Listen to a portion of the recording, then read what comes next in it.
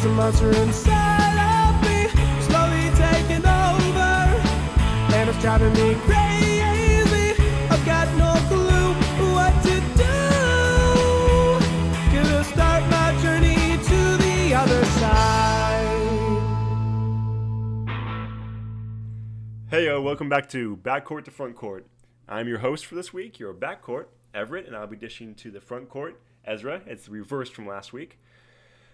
As again, since this is the second episode, I just want to reiterate that this podcast is all about for the fans, by the fans, of the fans, in the fans. You know, we're everything when it comes to the fans. Pledge allegiance to the Pledge allegiance fans. to the fans. Pledge allegiance to everything basketball, which hence makes it for the fans. You all can understand that. This week, as I just said, I, Everett, will be being the backcourt. I'll be dishing to Ezra as my frontcourt. Ezra, how's it going? Oh, it's going so good. Yeah? It's a nice Saturday. You been able to get in basketball this week? No. Yeah, it's been a busy week. Spring break is over. That's okay. That's what this is for. All right, so actually to kind of tie that in, we're going to go ahead and do the weekly roundup. You know what it is. It's pretty much we're going to run down and talk about what happened this week. So starting at the top, we had Lou Williams. He put a dagger on the Nets. I put that in at the end of the week when I saw it because it was just, it's Lou Williams. We talked about him last week. We talked about how he is an exceptional six-man, and once again proving that he's more than a six-man. He is an elite player, even if he's coming off the bench. And he absolutely iced the Nets this week. Buzzer beater, buzzer beater as it gets. Also, Dirk passes Wilt for all time on all-time points, 6 of all time, which is it's pretty crazy. Is he gonna retire? Oh my! I hope so, because he keeps saying, "Oh, this is really nice. Everybody clapping for me, but I don't even know if I'm retiring yet." It's like, dude. Yeah, it feels like the league and the fans are almost pushing him into retirement. They're saying they're like, you're done, yay. Yeah, Adam Silver made him an all-star, being like, bro, I respect you, but time to go. Yeah, if he comes back after that, that's just sad, because they can't do that again. Yeah. Back to the Nets though. D'Lo comes back from a. Sorry, what was I saying? Oh yeah, D'Lo comes back for LAC, lost to come back in the fourth quarter with 27 points. He had a great night against the Clippers. That's what it comes down to.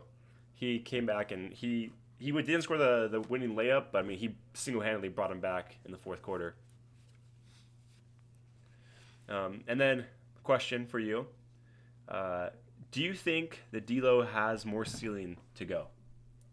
A lot of people are talking about how D'Lo, D'Angelo Russell, he got traded by the Lakers to the Nets, which was pretty big when it happened, considering that for a long time he was part of that rebuild. He was a focal point of that rebuild. And he, since then, has gotten exceptionally better and has really helped the Nets to push and become a better team. So what do you think? Yeah, I think he definitely has he can get a lot better than where he is right now. He's only 23. No, he might even be only 21. He's been in the league 3 years, I think. Yeah. So he's super young. He can get better with his shot selection. He's shooting great, but he could always shoot better. He's got to get his turnovers down, I think. But and defense, of course. I care a lot about defense. Right. But if he wants to be another James Harden, then go for it. But yeah, I think he can get a lot better and become an all-NBA talent, really. Mm-hmm. He's just so young, and this contract year right here, this is going to be really, it's going to be a defining moment whether the Nets are going to, match the offers that are going to be coming in for him. Right. For sure. Moving on, Shaquille O'Neal to DJ at Lollapalooza. I don't even know what Lollapalooza is. I knew you were going to say that. It's a music festival. DJ Diesel is what he's going by. He's getting out there, branching out. Can you think about all of the endorsements and stuff that Shaq has done? Well, didn't he just sign on with the board of Papa John's? Yep, he's in Atlanta. He's like, bringing he's that pretty franchise much, back. Yeah, he's pretty much fueling the entire Atlanta branch of Papa John's, and they brought him on the board. He did the general. He did Gold Bond. Shaq, His general commercials are the best. I love the general commercials. But Shaq is, I mean, he gets the bag. He secures it. You know, he's always after that extra money because he has that TNT gig still. You know, he's doing. He's just so likable. He is. You know, Shaq has an excellent screen presence. He did that movie with Kyrie. What was that? Uncle Drew. Uncle Drew. I didn't see that. It was horrible. Yeah, it was horrible. Uncle. It was bad. Was it? I saw it in theaters, dude. I saw it in theaters. I wasted that money. I had not a single thought. I did not even think for a minute that was going to be a good movie. Not only did I see it in theaters, but for some reason, when I went to see it, the theater was extremely booked, and so I had to sit in the very front row. Oh, so you just got your eyes blasted. I got my eyes blasted, and your neck neck broken, and my back just shattered watching this movie that was worth probably the mud on my boot. To hear Kyrie Irving talk like this. Exactly. Uncle Drew, you got a ball. All right, moving on. Harden becomes the first player to score 30-plus points against every team. All other 29 teams he has dropped 30 against at some point in his career. That's pretty crazy. That is. Kobe's never done that. No, it's very crazy to think about that. Because when you think about it, that's not really a tough for like a great player. You wouldn't think that'd be a tough goal to meet. You know. Yeah. 30-plus. I mean, 30 is obviously high, but when it comes to the superstars, that's close to average. You know. Has LeBron's never done that? I guess not. I mean, that's what I was. That's crazy. I didn't research that too much, but that was just what popped up on my feed. Also, early in the week, I put this down as Suns meet with Jimmer, and then I changed it to Suns sign with Jimmer. I think it was a 2-year deal. So yeah, he signed for the rest of this season with a team option for next season.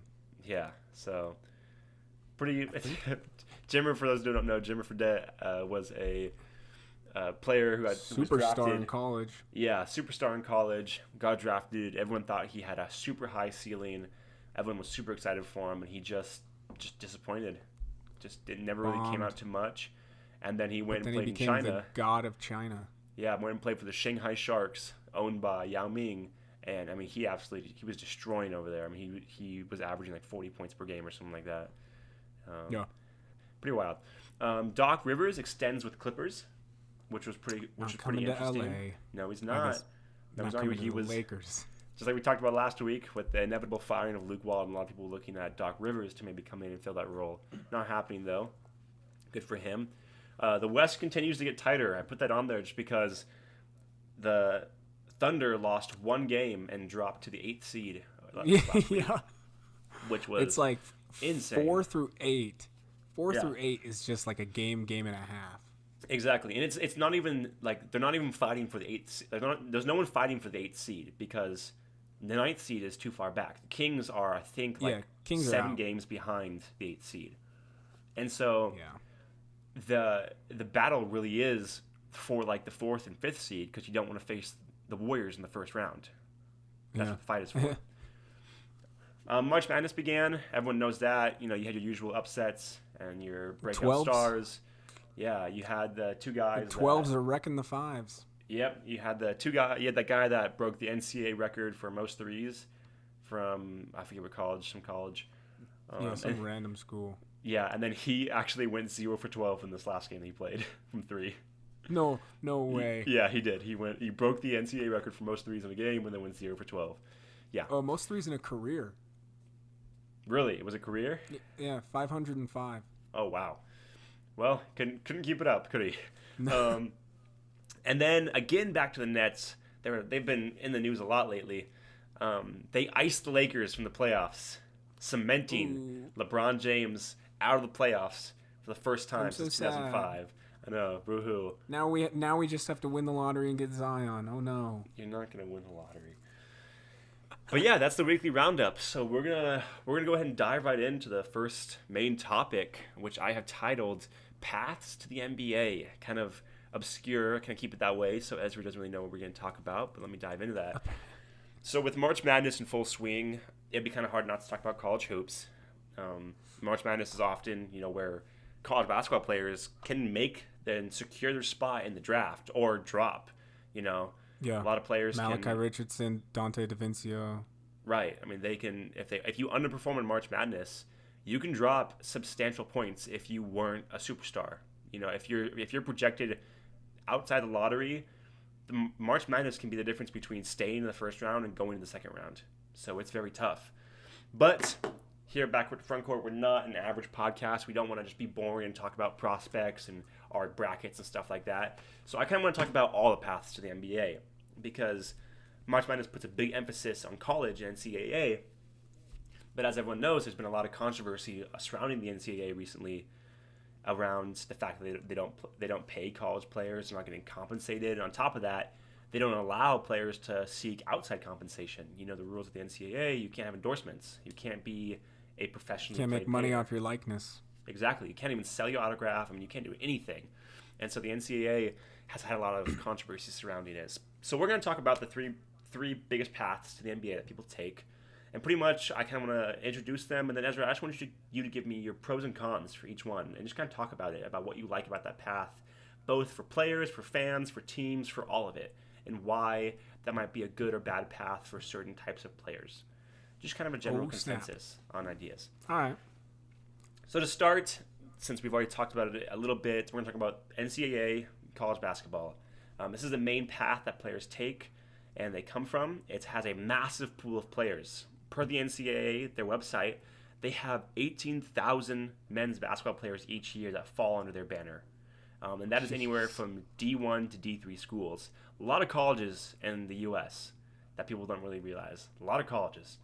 D1 to D2 can offer scholarships. Actually, I learned that D3 schools can actually not offer academic scholarships for sports under the NCAA. So that's just kind of an interesting thing I learned.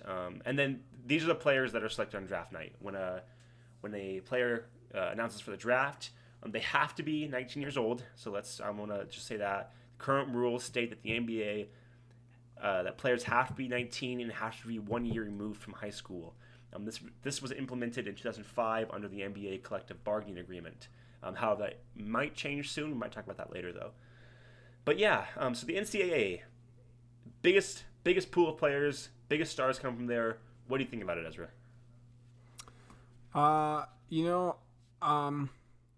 Originally I was kind of against it, mainly because I just wanted to see players coming out of high school. But as I've been in college, I think I'm kind of more for it. You got to be away from home to grow up. I mean, that's how simple it is. And I think with all the one and dones, that's kind of why the league is changing. Our players aren't as mature as they once were. Back in the 80s and 90s, players were going for 4 years, like Michael Jordan and Larry Bird and all that. But I'm a big advocate for the NCAA. I think it gives you the greatest exposure. It lets you kind of test your skills against the other top talent. You directly competing with people for, the same end goal. You all want to make it to the NBA. It helps educate you, gives you a chance to grow up, learn the kind of person you are on your own, because you're a different person at home than you are when you live on your own. Like when I'm at home, I gain like 50 pounds, but when when I live on my own, I don't. Right. Yeah, that's a great take. You don't really think about that too often. If a player comes straight from home, from high school into the NBA. I mean, we talk about all the time that one and done players sometimes are not ready. They're not prepared. Imagine coming straight from high school. Yeah. It can be tough, and it would be stupid. tough. Exactly. It could be tough, and especially that money. A lot of people want to talk about how the NCAA is making so much money off these players, and the schools make so much money off these players, but the players don't make any money. And it's an interesting thing to think about, but the flip side of that is you gotta think about how many players are ready for a multi-million-dollar contract.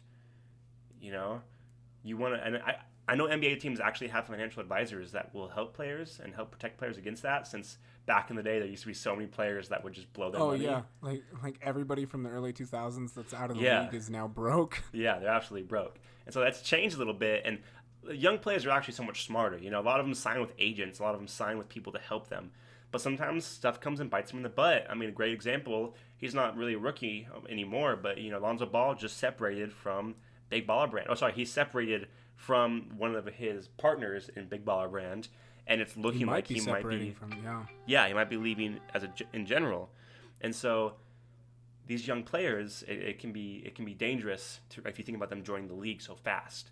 But on the flip side, some of these players need that money. Some of these players need to be able to enter the league, and they need to be able to sign deals, and they deserve it. A lot of times people talk about them deserving it, and that's the fact. Their skills, if they allow them to make money, then they deserve that. But like you said, I think your points are think great. that was the yeah. Yeah. I think that was the case with like Myers Leonard too, is that financially he just couldn't do one more year in school, and that's why he went to the NBA when maybe he wasn't as ready as he could have been. Yeah, for those of you who don't know, Myers Leonard is a bench player on the Portland Trailblazers who, in the Portland aspect, is notorious for having a deal that is maybe too good for him, maybe not. I don't know. He's a hot and cold, streaky player. Good guy, though. Really good guy. Yeah. But yeah, I mean, he's a great example. You love him, you hate him. Yeah, he's a great example for that. I do remember seeing that he needed to come to the NBA to make money. And some players need to. Some players have families that they want to support, and they want to be able to support. So, my pros I had jotted down was that it was easily scouted players. Teams can easily scout these NCAA players, and they get a lot of feedback from media, too. The media talks a lot about these players. They look very closely. March Madness, it shadows the NBA during March Madness, and the media, analytics experts, they're all looking at these players. They also play a lot. They play a lot of games against a lot of good players. And like you said, it's competing against players that want the same thing as you. And then my other favorite thing about the NCAA that we talked about is when you don't have one-and-done guys, you have these 4-year guys that come out ready to play. Yeah. I love that. I love those kind of guys. They stay 4 years in college basketball, and then they come into the league, and their skills are so defined, and they're ready to go, and they a lot of times can do really well. They contribute, yeah. Yeah, I mean, Michael Brogdon was one of them, wasn't he? Yeah, Malcolm Brogdon, Donovan Mitchell. Donovan Mitchell, great example.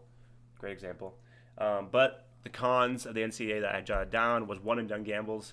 A lot of times players come in, they come off a hot year in college, and they just go right into the NBA draft, and they might not be as good as you think.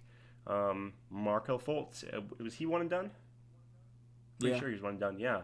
Great example. He's been in the league for he's his second year at this point, and he hasn't shown anything. Now, you can say injuries all you want, but he hasn't shown It anything. is hard to judge him when he doesn't play at all, but, I mean, I'm not one of the believers that he's going to come back and be something. No. So it's tough. Next way into the NBA is the international leagues. Now we know all about them. Made the news big recently with Luka Doncic. Past couple years actually, since he's been in the international leagues and came to the NBA. Same rules still apply for them, but the international leagues have different rules. Players as young as 16 can play there and play and sign with teams. Yeah. For those of you who don't know, there's a lot of leagues outside the United States. Some of the biggest ones are the Euro League, which is probably the biggest one outside. 16 teams, Real Madrid, that's where Luka came from. And they kind of mix in with Spain's Liga's ACB League, which is very similar. It's focused in Spain, though. And then another big one that is coming out is the Australian League. The Australian League is trying to entice young players to come play over there. They introduce a new type of contract that pays more or pays similar to the G League's new contract. So they're trying to entice young players over there too. Come down under. Right, exactly. These leagues, they recognize the call right now. And the call is for alternatives to college. A lot of players are asking for, and so they are trying to make ways and things to happen. Now, the International League is also really interesting because the International League is different from the NCAA, where it actually brings players back sometimes to the NBA. Players come to the NBA, underperform, go to the International League, EuroLeague, Spain, or China, like Jimmer Fredette, and they come back. So that's nothing to consider, is that unlike the NCAA, players don't leave the NBA and join college. They leave the NBA and they join the G League or the International League. So what do you like about the International League, Ezra? I kind of like the mystery around it. You really don't hear much about these players. You don't see them play ever. You just kind of hear their kind of legend, like the legend of Luka Doncic leading up to last year's draft. I was like, who is this guy? They're making him sound like he's amazing. So I like the mystery. I like that they get experience young, just that chance to prove themselves when they're that young. I think Ricky Rubio started when he was like 14 playing in the Spanish leagues. And I think that that's an awesome opportunity because I think it's different than how, here in the U.S. we have AAU, which is supposedly like a better basketball league, traveling and everything. But, it's just, I think that that's garbage. So I think there's greater opportunity to improve while you're younger out in Europe. A couple things I don't really like about it. It's a double-edged sword with the mystery. You don't fully know everything about this player. A lot of the players that, they talk about, this guy's going to be a first-round pick. He's been playing 11 minutes, and it's a much smaller scale. It's harder to scout these players and really know what they're capable of. Like Dragan Bender, the 4th pick in the draft, and look at him. Yeah, you're right. It's being the fact that they're all overseas, it makes it a lot tougher. Especially, American media doesn't focus on them. They don't get as much exposure, and so they don't get to show their stuff as much. I agree with a lot of what you said. I do like the fact that they get to play against grown men, at young ages does really help. Because a lot of the problems that you see when it comes from like the NCAA is things like they're not ready enough. They're not confident enough when they step on the court and they see people, sizes and skills that they've never seen before. Yeah. And so I think the International League players have a lot more confidence, but a lot of times with different rules, sometimes they're not ready. They're not as experienced when it comes to the type of play style of American basketball that a lot of NBA teams play, and it kind of messes them up a little bit. Another thing I kind of like, I like the draft and stash, where you can get this person's rights and maybe they stay in Europe for 2 more years. I think it'd be interesting if like a player who knows they're not going to be a one and done, but like maybe submits their draft rights, and teams can draft them and watch them while they're in college still. And then maybe that player gets really good and they're all like, wow, I drafted that guy in the 2nd round 2 years ago when he sucked. I don't know. That'd be interesting. Moving on to the third way, though, is the G League. Formerly the D League was bought out to be called the Gatorade League. I love that. I love that. It makes it a lot more fun. But the G League is one of the quickest growing ways to get into the NBA. Players can forego college and join the G League to make an amount of money and get ready for the draft. It's looking like a more viable option since they just introduced a new contract. Formerly, they were only able to make $35,000 in the G League. And the newest contract allows them to make $125,000 for a G League team. Crazy. It's very crazy. And for players that maybe don't have the ability to go international but still need to make money and don't want to go into the NCAA, they can. And the NCAA does allow you to even chase endorsements while playing for them. So, I meant the G League if I said the NCAA. I misspoke. I like the G League a lot because the fact is it is I think it's tougher competition than the NCAA. And it's grown men that want it. Yeah. Everybody in that league wants it. Exactly. It is because of the difficulties going to international. If you can't make it in the NBA, you just join the G League. You drop down, you join the G League, and you fight for your spot back into the NBA. And so I think it can definitely develop players more. Yeah, because one thing that I think with the whole Zion Williams thing, Obviously, he's gonna go number one, like no matter what. But his whole brand of basketball is this bully ball. It's this I'm just this gigantic physical specimen, and so I'm gonna whoop you. But then the thing is, he's gonna hit the NBA, and ta-da, everybody is a physical specimen, and they're all 5 years older than you, and they're gonna whoop you. And, I agree. I've thought about that a lot. I will say, I think the flip side of the Zion with that is, it's not just bully ball; it's workhorse basketball. Like he never stops. He is a locomotive. I love his drive. Yeah. Yeah, and a lot of players have that, but typically you see that in smaller players that are have like a little more fire in them. Like a De'Aaron Fox or something. Right, exactly. But when it comes to guys that size, typically they're not like that. Typically they don't have that athleticism or stamina to keep going, and he has that, which is pretty crazy. But I agree. The NCAA, they don't have as many just monsters of players that you'll face like the NBA, because players develop into the NBA. I mean, you look at players when they were rookies, and like after like 5 years, and with professional trainers and teams and stuff, they get bigger, they get stronger. So it's definitely a different world. One thing I will say is that when it comes to college ball, that these other two ways can't meet is resources. When you go to college ball, there's a lot of money in that, and teams recognize that. And so these college teams, they pay a lot for like personal trainers and health assistants and doctors and stuff to keep their players healthy. So if you choose these other routes, you're likely not going to have as many resources as you would from a college team.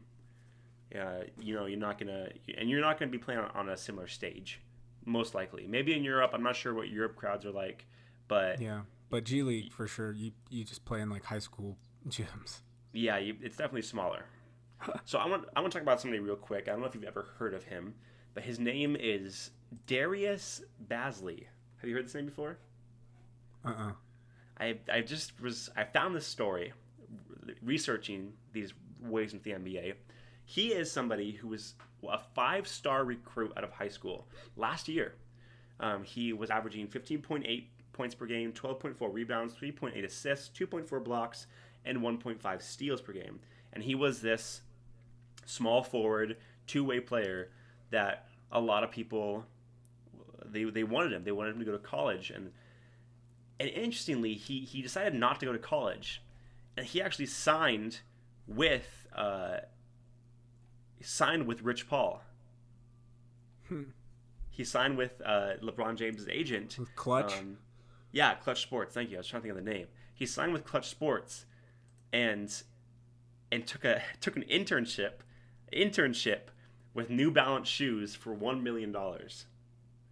And earlier in the year, everyone thought that he was going to join the G League, get experience, but he's not actually. He decided not to do that and just train for a whole year, train for the NBA draft. And it's just this really weird like circumstance. He's like I think players had done this before, but like yeah, Mitchell Robinson, he did that.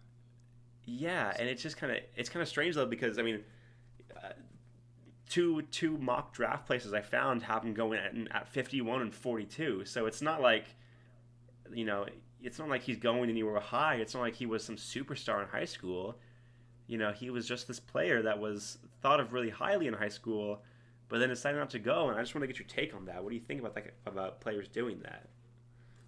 I definitely think that like the whole not going to college, that's the new taboo with the NBA. It's kind of looked down upon, right? Teams just, I guess they don't trust these players.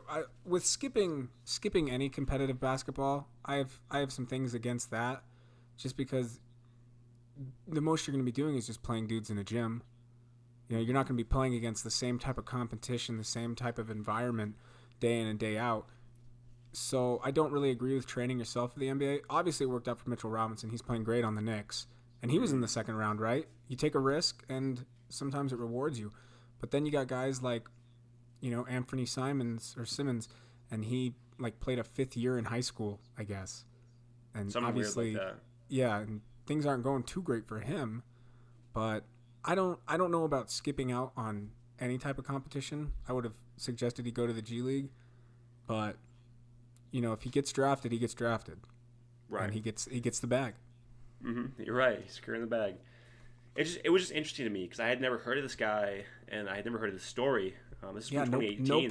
No publicity. No, it's from 2018, and Clutch Sports is a pretty big place to sign for. It's basically LeBron. Yeah, that's LeBron, Anthony Davis, Draymond Green, right? I mean, that's a couple. Yeah, I think it is. I think that's a couple big players. But I think that this topic kind of segues us into your topic, though. So why don't you take it from me?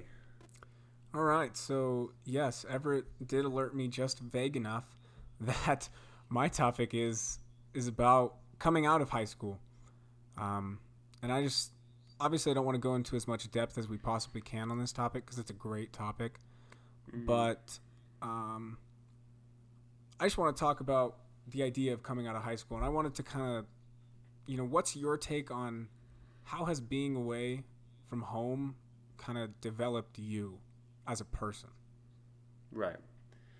That's a great question. I went, for those who don't know, I'm in the military. I went straight into the military when I left home, which was a pretty big jump for me. I left home. I completely left home, and just I don't want to say turn my back on it because that sounds like I'm like forgetting about it. Yeah. But I made the choice to forego things like college and the ability to go home whenever I wanted and join the military. When it comes to developing, talking about just leaving home, it's interesting because you go through waves. I think you can agree with this too.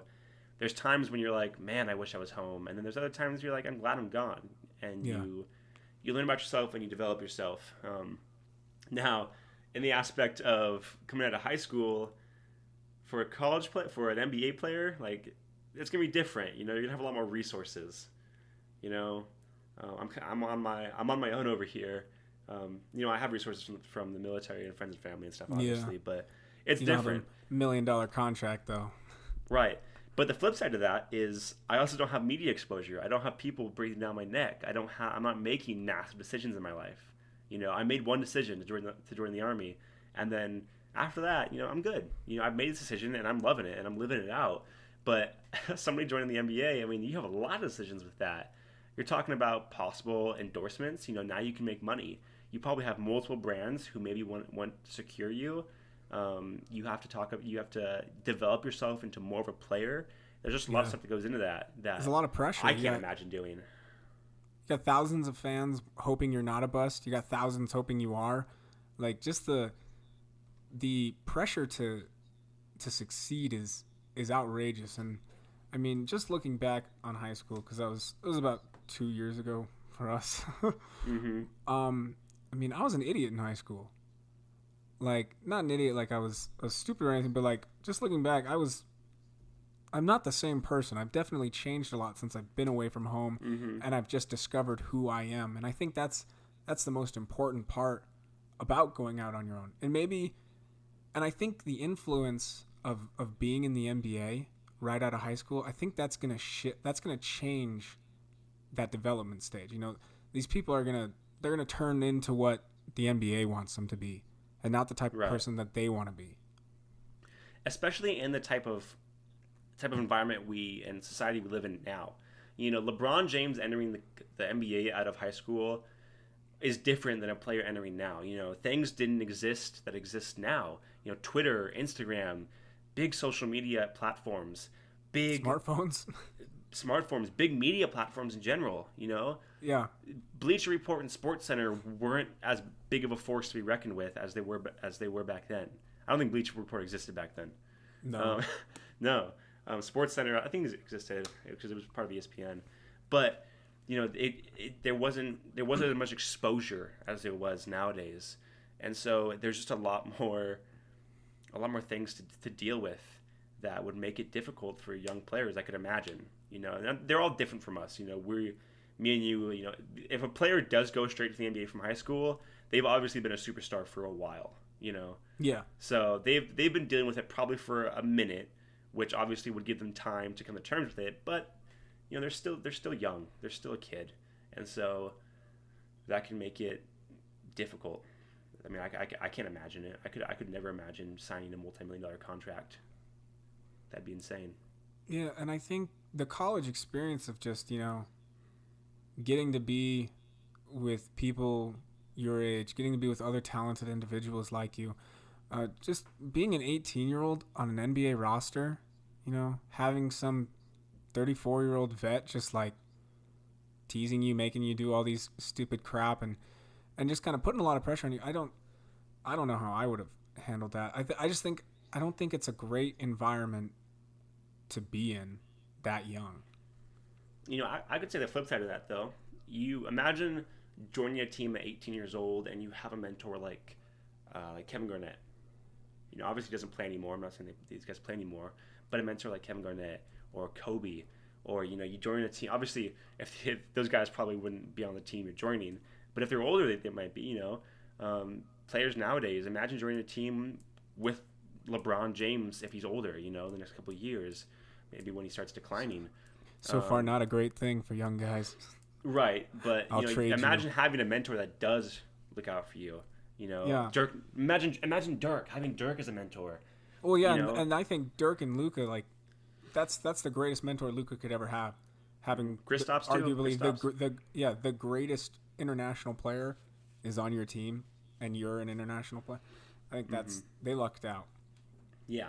So I think there is a flip side to that. I think there are players that could definitely be a better influence on players, you know? Because you think about the year that if they had to go to college, they don't have many influencers to help them deal with like social media and like the media in general and how to deal with that kind of stuff.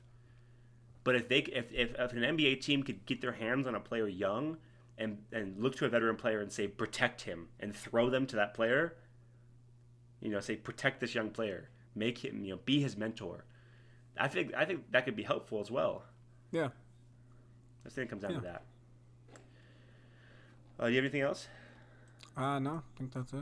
All right, so on to my next topic. I've titled this topic "Contenders for the Crown." So we know, as we talked about earlier, you know, LeBron James, you know, he's out of the playoffs. You know, he's not in the East anymore. He's not in the finals. He's not going to be in the finals. He destroyed my Lakers. You know, he is gone from the playoffs, and so that's it's a shaky scenario for the LeBron James fandom and everything. You know, it's don't know what to do with myself. Exactly. It's not to say that he is not still the best player in the league, which is again debatable, but we're not going to talk about that. What I want to talk about is looking to the future. Okay, 5 years from now. It might be 5 or 6 years. I was trying to figure it out, but I'm horrible at figuring out how the seasons take place over 2 years. It always messes with me. Oh yeah. The 2025-2026 season. Okay, I think it's in 5 years. It might be in 6 years. Okay, 2025-2026. You're thinking about it now. 5 or 6 years. 5 or 6 years. Who will be the best player in the league? Giannis Antetokounmpo. So I have a list here, and we're gonna talk about it. Okay. But let me emphasize some things. I'm not talking about who will be the best player from now until then. I'm not talking about that because I think from now until then it's going to be fluctuating a lot. I think we're going to see a lot of changes. Okay, I think we're going to see that. But at that point, in 5 or 6 years, there should be a player that I feel like should be cemented. Okay, so I have some options here that we're going to go down. I've kind of titled them kind of fun. So. The option, I titled the fresh option. You know who this is. This is the player that is fresh in everyone's mind to answer this. You just said it. It's Giannis Antetokounmpo. You know, having another incredible season, absolutely leading the Bucks in the East. Do you think, let me bring up his stats real quick. You know, he's averaging 27.5 points per game, 12 rebounds, 6 assists, doing absolutely incredible. What do you think about him? I think in 5-6 years, he'll still be just as dominant as he is right now. Because he's 24 right now. So 5-6 years, 29, 30. He's going to be arguably. I mean, I think he's already somewhat in his prime at this age, but he's just going to be even better. And especially since bye Steph Curry, Kevin Durant, all these great players that have the chance to hold him back. It's going to be his league. He's going to own it. Yeah. Right now it looks that way. Nobody can deny it. Giannis is just a force to be reckoned with. He's an absolute beast. And it's just going to be tough to put him down. My next one, I call this the old dog option. And that is James Harden. Now, James Harden is 29 years old at the moment.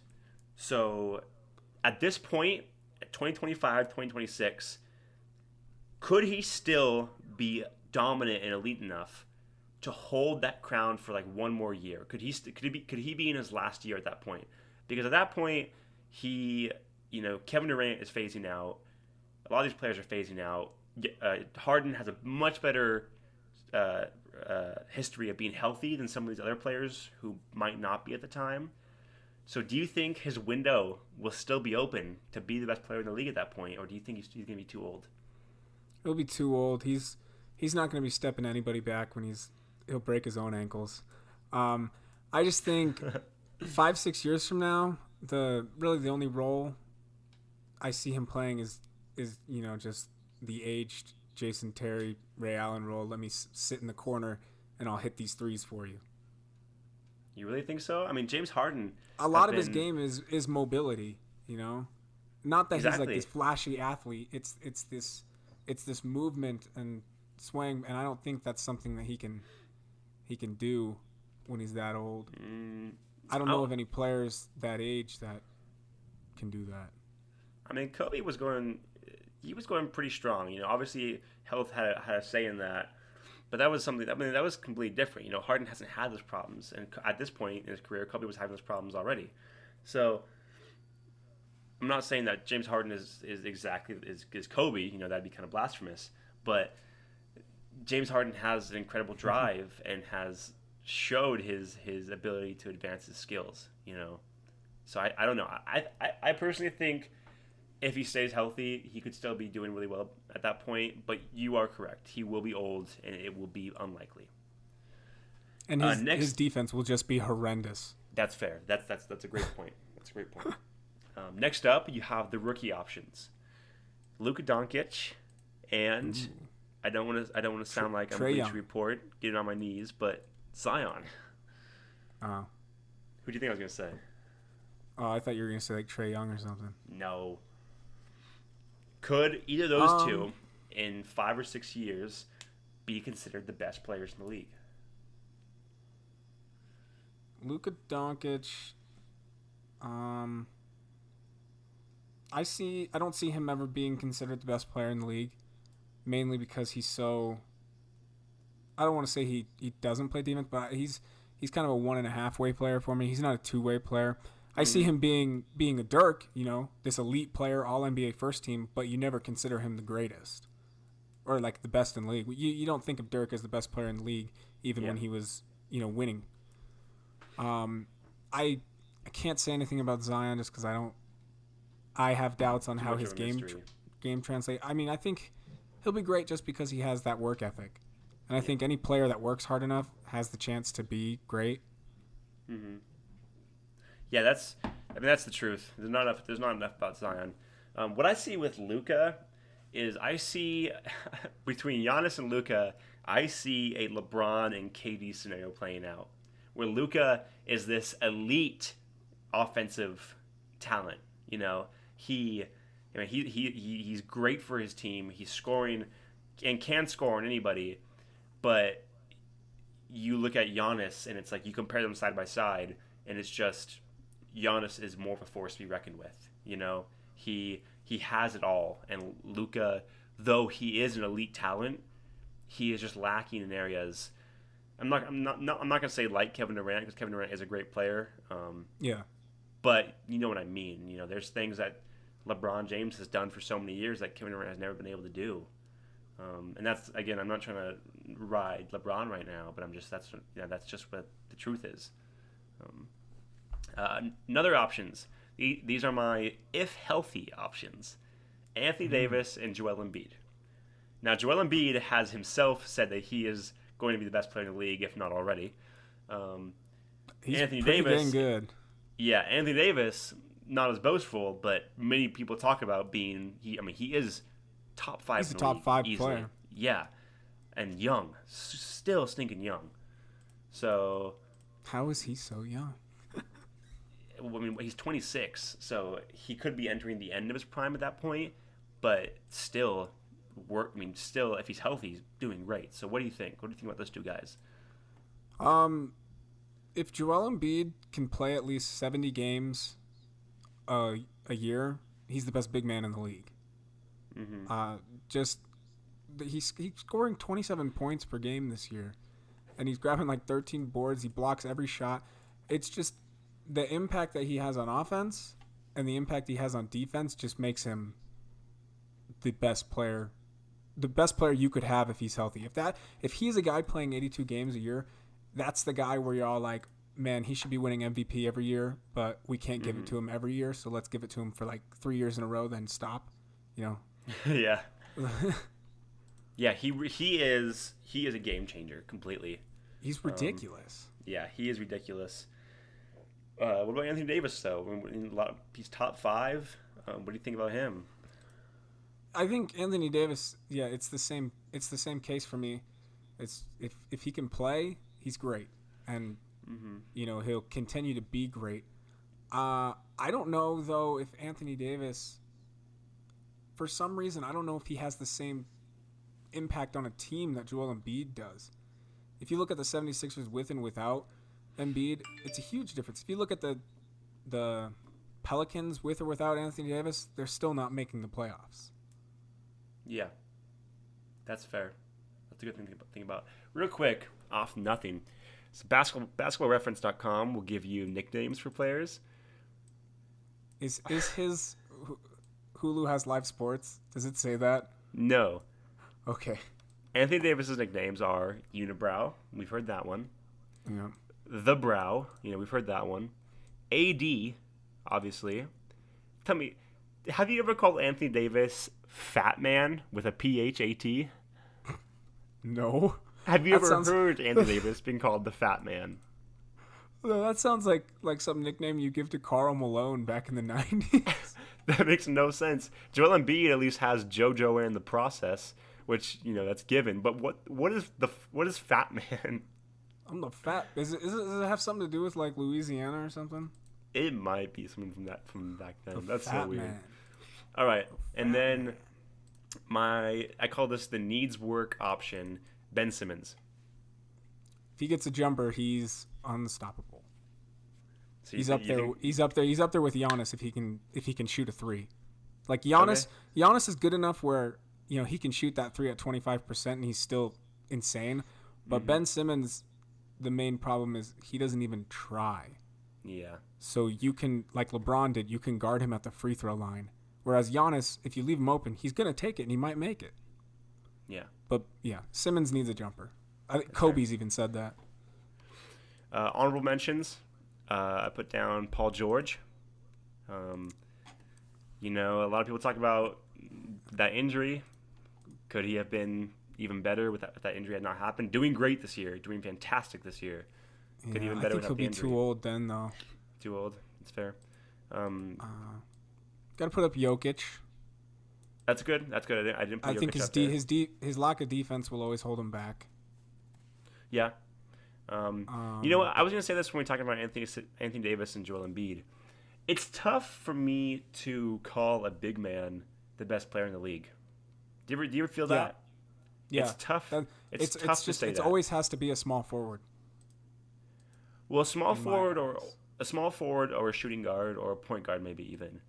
These players with a higher mobility than these big men, Yeah. Because, I just don't feel like that. It's just tough for me. I think a lot of people feel that way, and I think it's just that way for everybody. I also put down Victor Oladipo.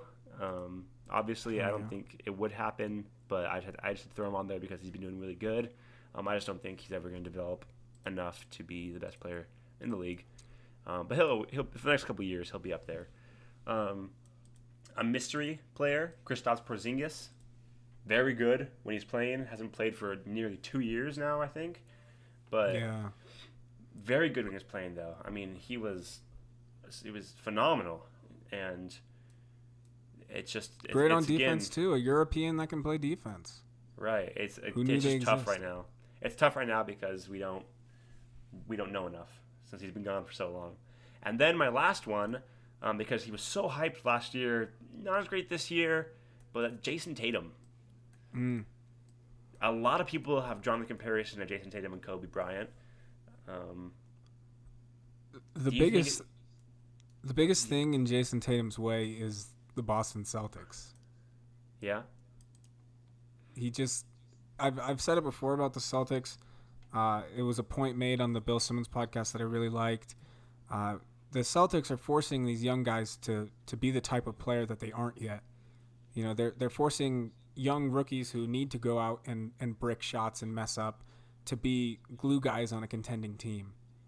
And I think that's a really important point to note, is that if you don't give these players the right that they have to have that time to not be good, then it's harder for them to reach that time, to reach greatness, I think. Yeah, that's fair. That's true. You're right. I never really thought about that, but I think I think it both throws. It's almost like throwing them into the fire. You know, it's trial by fire at that point. And I would put, like we talked about earlier, I'd put Markelle as the failure side of that. You know, at that point, the process was in full swing, and they were like, it's time to go. You know, we've drafted enough people, and we've brought in some people. Let's get this going. And Markelle just couldn't. He couldn't compete with them. I feel like that's one of the biggest problems that Markelle had, that nobody wants to talk, that they won't say, is that Markelle just wasn't ready to compete on a contending team. You know what I mean? Yeah, and I think that's kind of what happens when these contending teams get these high draft picks. It's a lot of pressure for a player who hasn't played an NBA game to now be like, oh, I have to be expected to do well on this team that's supposed to win 60 games? Yeah. Like all of a sudden, you go from being just a college player to being a rookie to being a focal point on a team, you know? Yeah. Like players, if we think... You look at players like Luka Doncic and Trae Young on teams that aren't great, but they're doing so well, and it's like that's what they needed, you know? Yeah, it's a confidence league. I think, you know, a great player can be a bust if they never get that confidence. Exactly. You know, Trae Young started out not too great, but he's gotten his confidence, and if you just look at him post All-Star break, he's great. I mean, fantastic. Obviously, yeah, Luka came in with that confidence because of the EuroLeague. Like, he was like, he's already won championships. He knows what he's doing. But if a young player doesn't get to develop their confidence, they're not going to be good. Like, what I was about to say is, let's think of all these players right now that we're saying are going to be these next great things. Joel Embiid, Ben Simmons started on terrible teams. Giannis Antetokounmpo started on a horrible Bucks team. Nikola Jokic, a terrible Nuggets team. All of these great young guys were on horrible teams to begin their careers. Mm-hmm. They were on real lottery teams. Yeah, you're right. I mean, that loss, I feel like, develops them. You know, when you're on a team that's losing and you're not expected to win, it's comfortable. It's comfortable growth instead of forced growth. Mm-hmm. And that goes back to what we just said. You know, when you can comfortably develop your game, still playing against elite NBA talents, but just learning without the expectation of winning and that weight, it's a much more comfortable ride, which might be good for Markelle now that he's on the Magic. Might be good for him. But I mean, there are players who have came in and done really well for contending teams, quote unquote contending teams. I go to my man Damian Lillard. You know, he came into the league and by his second year was helping the Blazers into the playoffs. Yeah, and I Stuff think like that attests to these players who play a long time in college. Yeah. Damian Lillard, I think he was a 4-year guy. He wasn't a one and done. No, he was like a 3 or 4 year guy. Yeah. Yeah, but Donovan Mitchell, he was put under trial by fire, and he said, "Okay, I'm gonna average 20 points, and I'm gonna lead a Utah Jazz team that should be in the lottery to the second round of the playoffs." And that's why contending teams, they should be drafting these 4-year guys who know who they are as a player and who are just ready to ball out. Yeah, it's a much safer draft pick for those kind of teams. Yeah, that's why I was so shocked when the 76ers traded Mikal Bridges, the 4-year player out of Villanova, because I thought, that's the perfect player for them. He's this big 3-and-D wing with championship experience. He's older, ready to contribute, and they trade him for a one-and-done player who then breaks his foot, because that's the 76ers way. You don't play your rookie year in 76ers. If you get drafted there, somebody's going to break your leg. He's on the Hornets now, Mikal Bridges? No, that's Miles Bridges. Michael's on the Suns. Suns, okay. I hear a thing about how many draft picks the 76ers could have had that could have worked out and never did.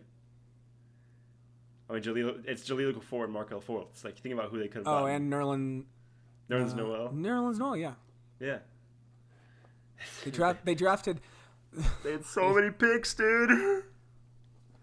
So many top 5 picks. So many. That's ridiculous. Process worked. I mean, it works, but really, when you think about it, the process is just a spray and pray of draft picks. Yeah. It's a couple years of this. If we get a top 3 draft pick for 5 straight years, I'm gonna call that the process and say we should hopefully be good by year 5. Right. All right. You want to go on to your next? You want to go into your topic, or should we move to the last one? Oh yeah. I think we can end with mine and then do buying and selling. So let's go on to yours and then come back. Okay. All right. Sweet. So my next topic revolves around another idea we talked about. So everyone knows that the Golden State Warriors have been the undisputed best team in the NBA for like the past 4 years. They've won 3 of the past 4 finals, falling to LeBron James Cavs in 2016. And the argument is still there that they were a better team at that point, but they had 2016 LeBron James was something else. That was an incredible thing to watch. But LeBron James, he is out of the East. He is out of the finals, and he's out of the playoffs entirely. He is not there, man. He's filming Space Jam, which for Golden State Warriors, that is something entirely new. For the league, that is something entirely new. We're gonna have a team that we haven't seen out of the East in 9 years. Right. I mean, we knew we were gonna have a different finals, but we didn't know we were gonna have a completely different playoffs that we've ever seen. Oh. And so it's completely different. So what we're gonna do is it's gonna be kind of a back and forth thing, but we're gonna pick teams from each conference, starting from the West, that we think is a threat to the Golden State Warriors and how they could be a threat. Now, this is not saying that these teams will definitely win in a series, but we're going to go back and forth, and we're going to pick a team, and we're going to talk about what reasonable circumstances could push these teams over the Golden State Warriors. So, obviously, if all 5 starters died in a car crash, that would help. They would all teams would have a chance. But what circumstances, maybe one player out, maybe a one player off, what circumstances could push certain teams over the Golden State Warriors? So we're going to start from the West, which teams could beat them and that they might meet in the playoffs. And we're going to start with you. So we're going to start with you picking a team from the West, and then I'm going to pick one, and then we're going to pick one together. Okay, let me get the standings up. All right. Yeah. Every team in the West besides Sacramento has been eliminated from playoff contention. Sacramento's not going to make it. They're not. So I guess, do you think at that point it becomes it's not down to who clutches a playoff spot. It's down to if Sacramento gets eliminated, and then they all clutch a playoff spot. I guess because the top four are so close that nobody's really gonna clinch until Sacramento loses enough, and then they'll all clinch. Yeah, then they'll all clinch exactly. All right. So what team in the playoff race currently, and what circumstance would allow them to beat the Warriors in maybe the Western Conference Finals or any round really? Okay. I think the biggest threat to the Golden State Warriors would be facing Oklahoma City in either the first round or the second round early on. That would have been my first pick too. Yeah, the best way that OKC can win is Golden State. For some reason, Steph Curry, hurts his ankle, say in Game 1, and then I think Golden State's out.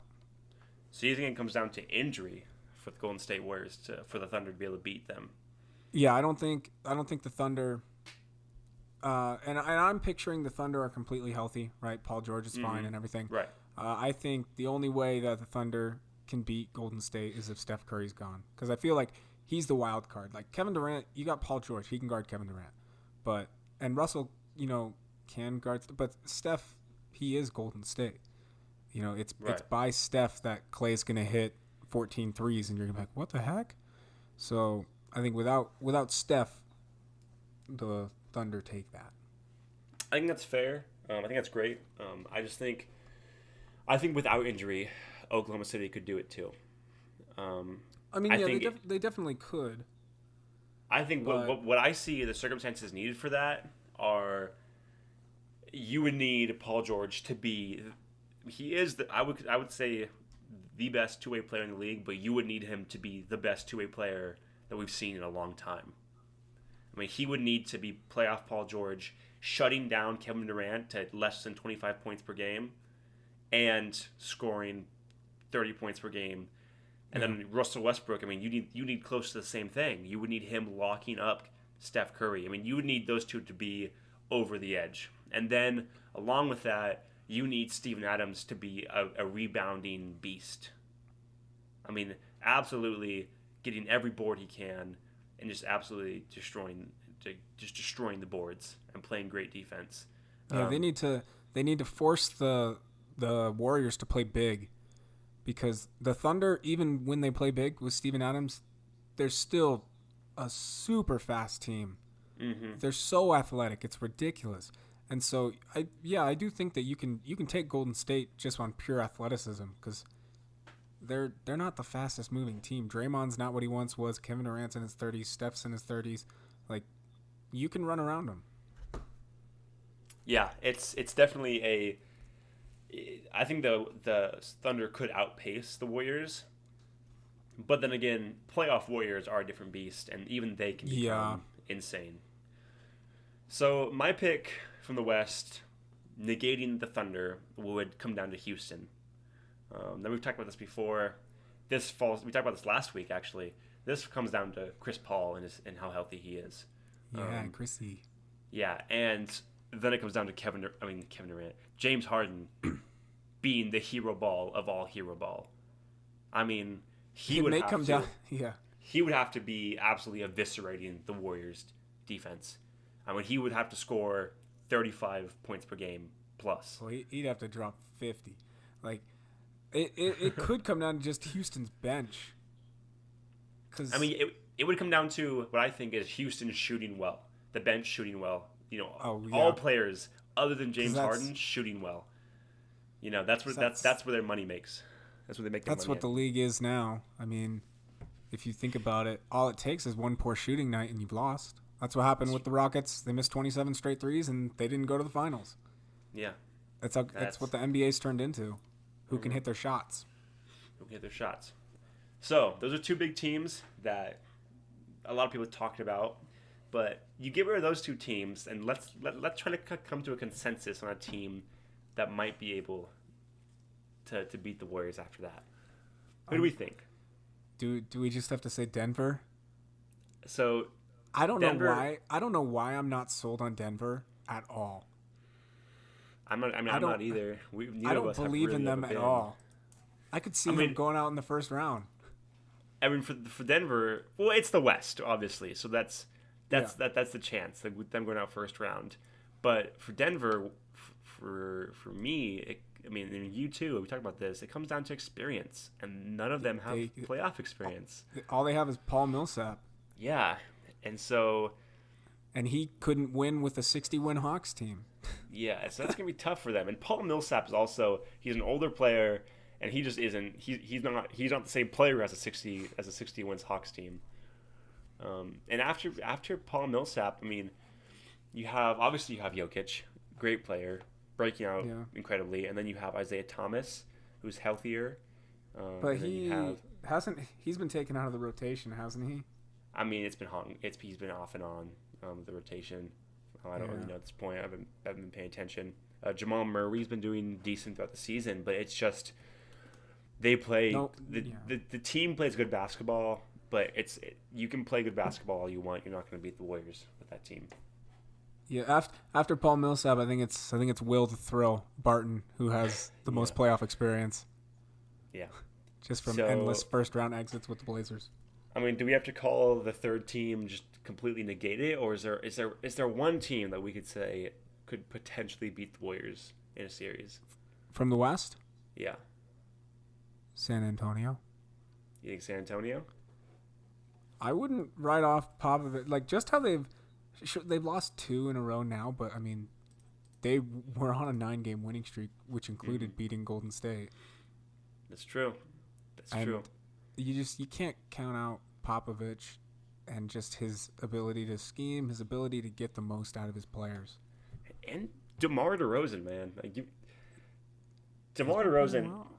I mean, he is the forgotten player of the year. I have to say that he has been completely, since that trade, he has been absolutely shadowed by Kawhi Leonard taking his spot.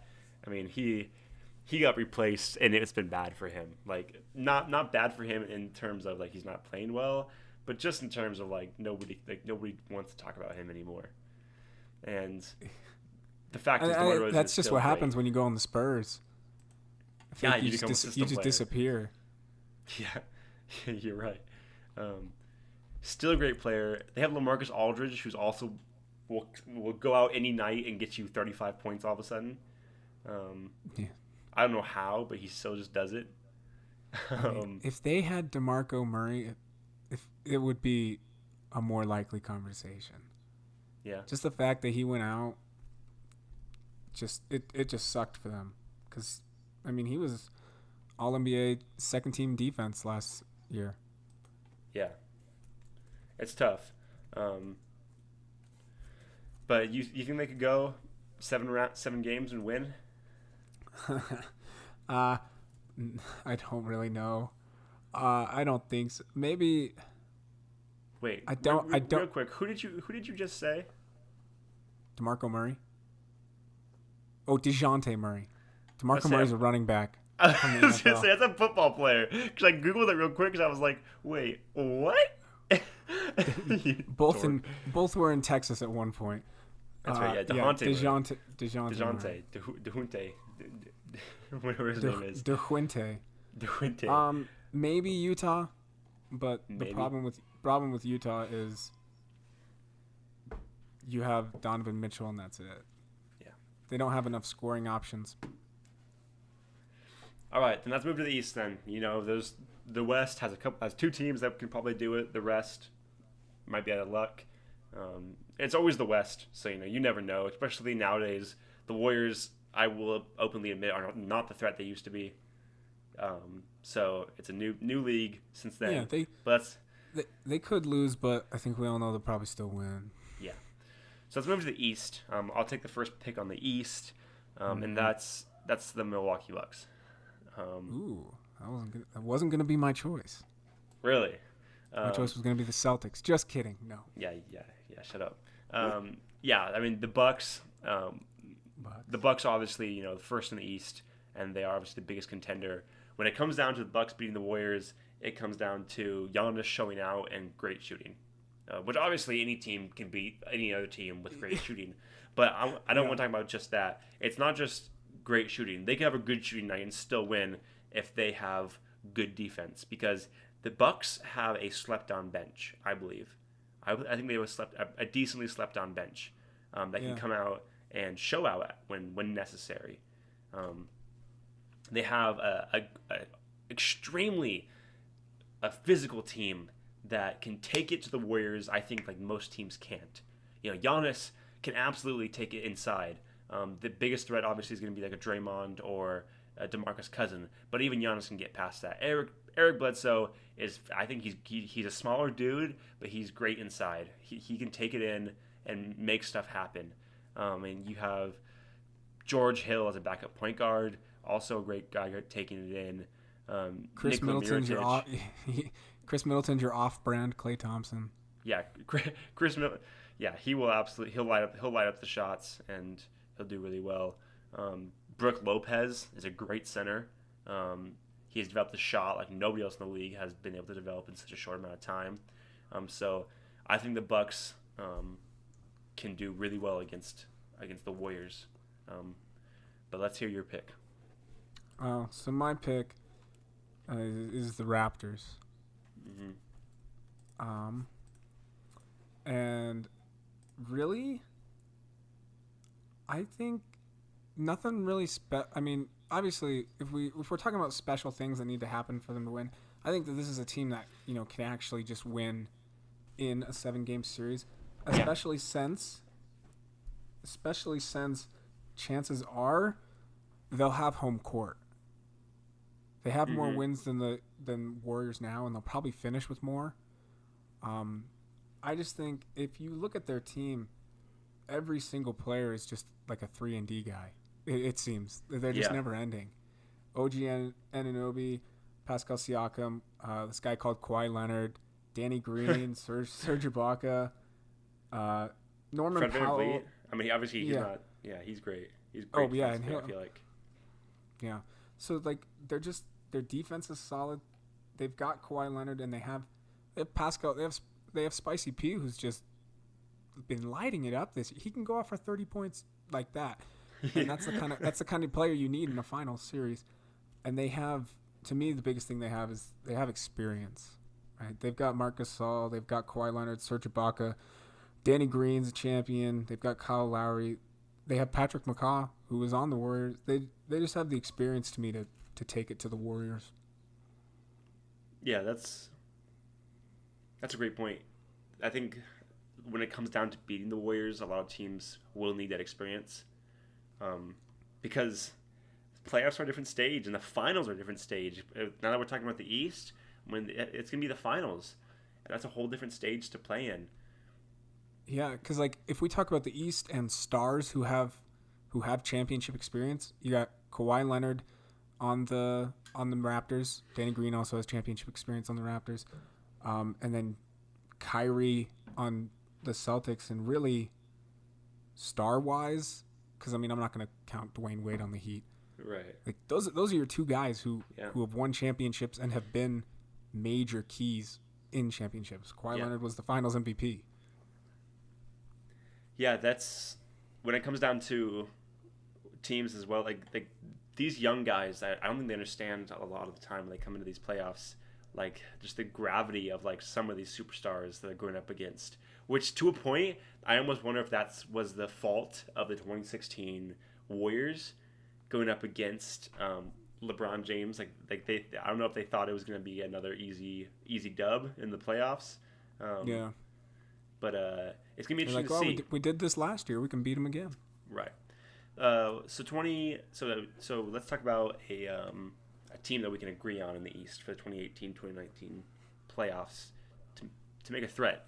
I think we both know. I think of two teams. It comes down to 76ers or Celtics. Who is a bigger threat to the Warriors between those two teams? Between those two teams, I would say it's really hard because you right away I feel like want to say Celtics. Yeah, I mean I want to. I wish I could. But Yeah, I just think 76ers have the starting lineup to contend with the Warriors. Yeah, I mean, you have Ben Simmons, who, good luck, Steph Curry. This guy's Exactly. 6 inches taller than you. Mm-hmm. Tobias Harris, Joel Embiid. Oh, Jimmy Butler. Jimmy Buckets Butler. Like they have four people who can get 30 points on a night. Exactly. And so do the Warriors. And so I think the Warriors have 3. I wouldn't say Draymond Green's going to get you 30 points ever. And then they have JJ Redick. They have the pieces, they have the defense to contend with the Warriors. The only thing it comes down to is the experience. Yeah, that's yeah. When it comes to the 76ers, though, I feel like though they might not have finals experience, they're a very mature team when it comes to working together, and they are very, very, very, very team oriented. It feels like to just getting it done and winning games. Does it always happen? No, but it can happen, and if they really buckle down, I think the biggest thing comes from Ben Simmons locking up Steph Curry. He's a great defensive player, and Steph Curry can't stop him. And who you gonna take? And then Jimmy Butler. Do you think you put him on Clay, or do you put him on Kevin Durant? I think Jimmy. Yeah, they'd probably stay with Simmons on Curry, just because he can do that. It'd probably be Jimmy on Clay, and Tobias on Durant. You think, just because Durant's 7 feet tall. That's true. He's 6'9". He's 6'9", so definitely Jimmy Butler can take him. No, he's 7 feet tall. So you have to have a real, or even not Joel Embiid. It could even be Joel Embiid, except Joel Embiid's not going to play him out on the perimeter as well. No. But the thing is, Joel Embiid will work on like switches. They're not going to be able to switch Kevin Durant onto Joel Embiid. Like, that won't be beneficial. No, and even they would try to switch. They would try to switch Steph Curry, try to switch Ben Simmons, or they try to switch Joel Embiid onto Steph Curry. And even that, I think Joel Embiid has good enough footwork that he can put more pressure on Steph Curry than most centers can. Actually, maybe Jimmy Butler can take Kevin Durant, because my app's saying Jimmy Butler's 6'8", but I always thought he was like 6'6". He's 6'8". I've seen 6'8" before. He's 6'8". He's 6'8". Mm-hmm. Huh. Then yeah, I guess you put him on Durant just because he's got that tenacity on defense. And Tobias Harris can just guard Clay. Kind of bounce around on Clay. Yeah. Another thing, 76ers have great bench, or I won't say great, but deep bench. Deeper than the Warriors. And that's something the Warriors don't. They're not even like deep one player. No, and they have Jordan Bell, Sean Livingston. There's Sean Livingston. Yeah, but like with Sean Livingston, the I guess the only problem would be putting T.J. McConnell on Sean Livingston, because the only reason Sean Livingston is good off the bench is because he just posts up these 6'2" guards. Yeah. and that's it. That's the only reason why don't count T.J. McConnell out. T.J. McConnell is awesome. Well, yeah, he's good, but the problem is it's just defense. when a taller guy posts you up, it's right. It's defensive liability. I get you. Yeah, but he's still solid with the second unit.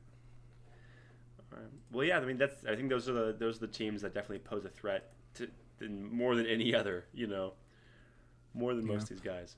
Let's move on to what we skipped about your topic, though.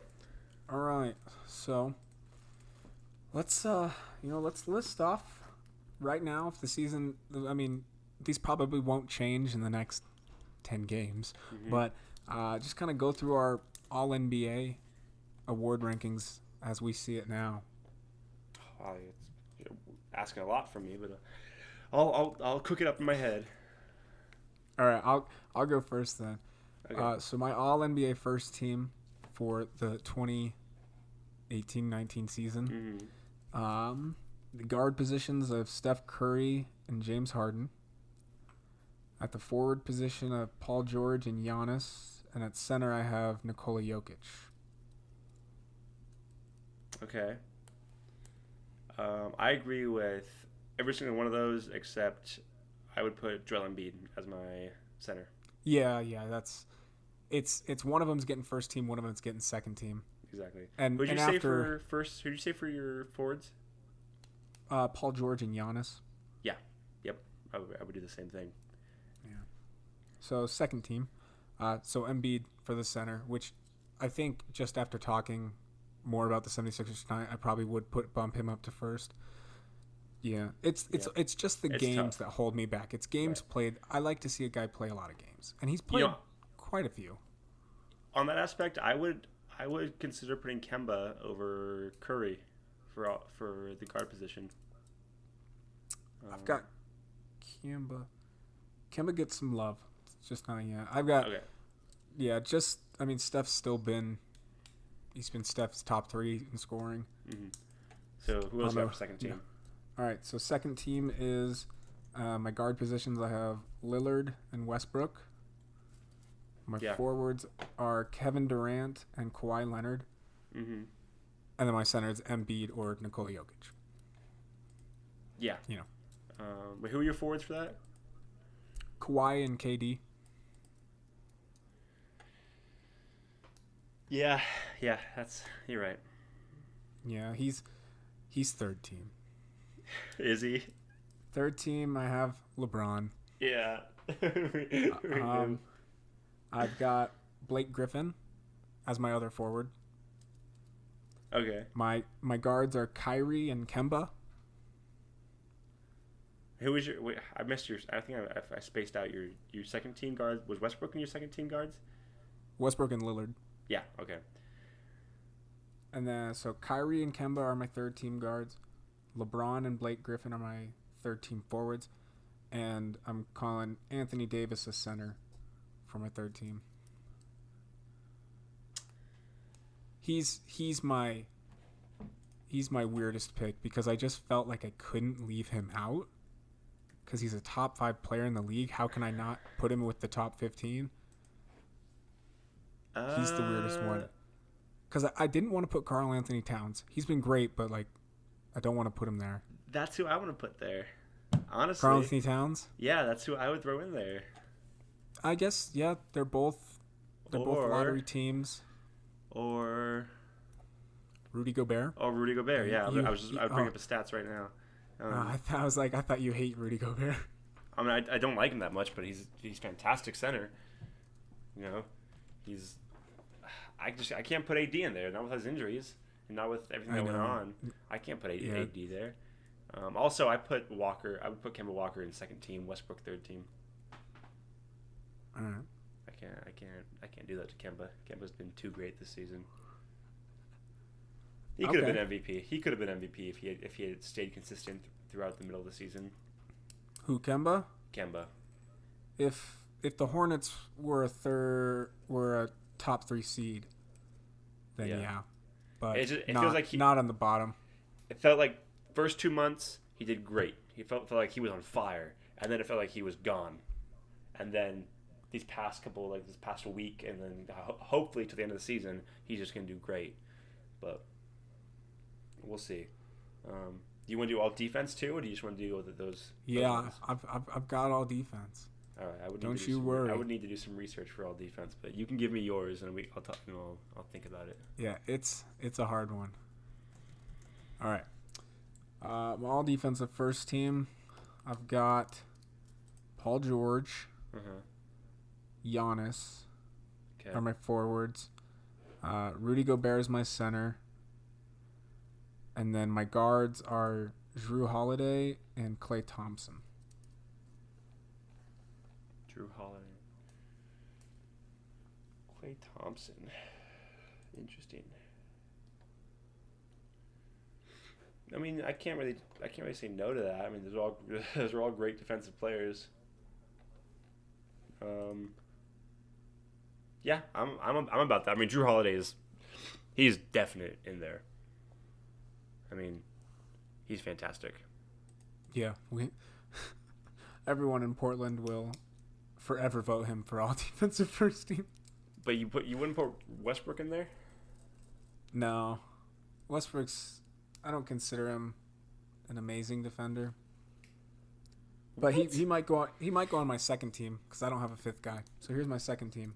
Okay. Kawhi Leonard, kind of hurts that he has to be second team. Yeah. Joel Embiid's my center. I have Jimmy Butler as one of my guards. And then I have Anthony Davis again. Just because I feel like the defensive team's not complete without him. But I guess I forgot Draymond, but I don't know. Or Rudy Gobert? He's first team. Oh, was he first team? I missed that. Okay. Yeah, he's my first team. Joel Embiid's my second team. Got it. That's good. I can agree with that all the way. I'm just missing one guard. I can't think of another I would put great Westbrook defensive on there. guard, I guess. Westbrook. I was thinking maybe De'Aaron Fox. De'Aaron Fox is pretty good.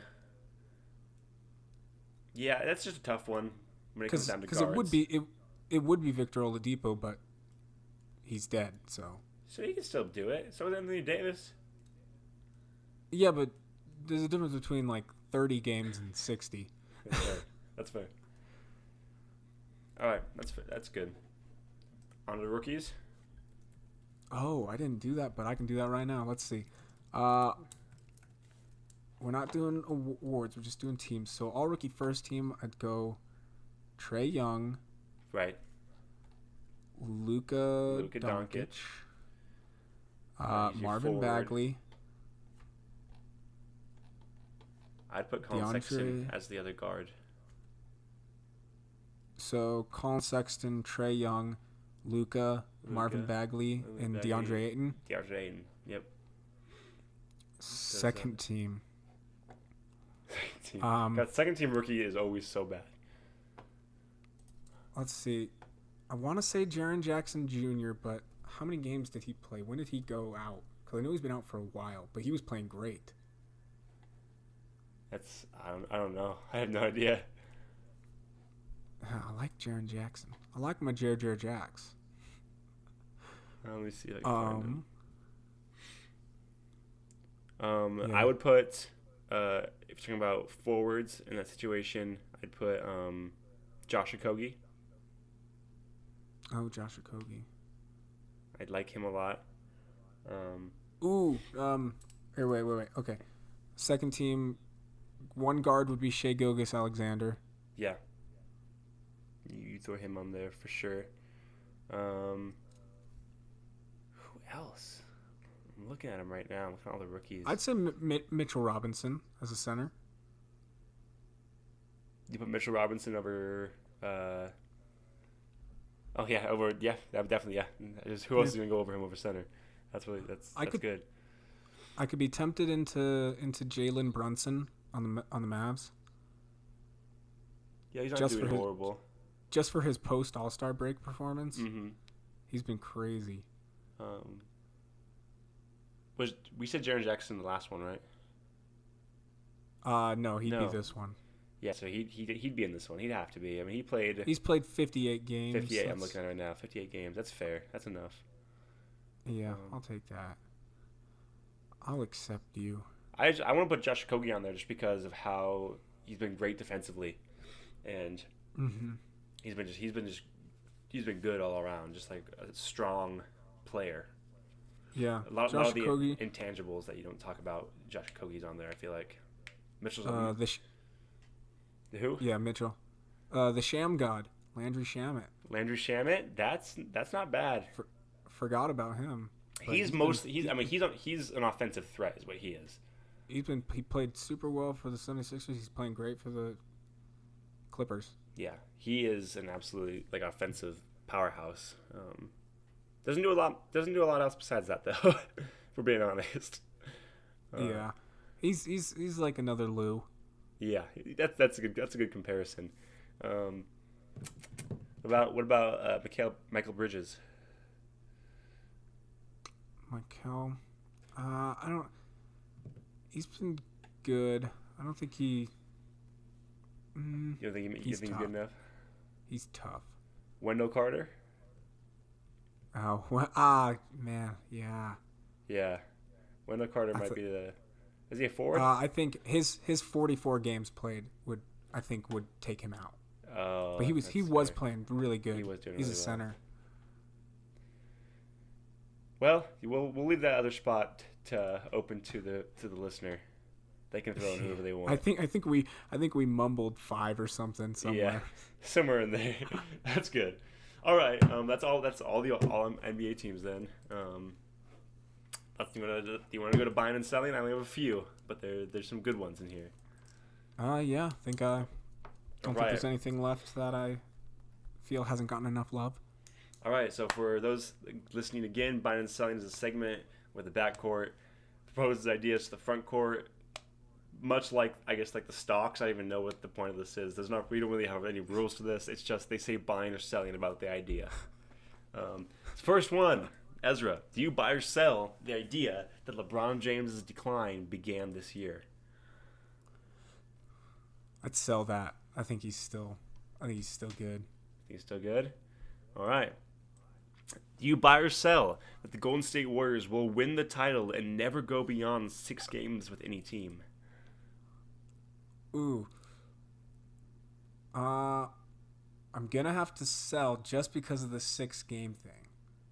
I do think they'll win it all, but I think there might be a Game 7 in there somewhere. All right. We talked about this earlier. Do you buy or sell that Ben Simmons will develop a jump shot one day? I will buy it. You'll buy that? If he doesn't, he's gone. Just get him out of there. All right. Buy or sell that James Harden will take the Rockets to the Western Conference Finals? Sell immediately. Sell immediately. All right. And buy or sell that 2019 NBA draft class will be the best in the past 5 years? Oh, I'm gonna sell because I think this draft is just Zion and maybe Jarrett Culver and a couple other dudes. It's nothing like the draft classes we've had in recent year. Like 2017 and 2018, 2 great draft classes. Yeah, just this last draft class. All right, well, that wraps up buying and selling, and that wraps up the podcast in general. If you're listening, thank you for listening. Shout out to Ezra's mom, who's probably listening. This has been fun. This is our second one. We're gonna keep doing this as long as we can. The upload dates are gonna be wishy-washy. It always depends on when we're able to upload and when we're able to edit and everything like that. So again, thank you for listening. This has been Backcourt to Frontcourt. Signing off. Have a good day. See ya. No, don't give up. It's not too late to try to give.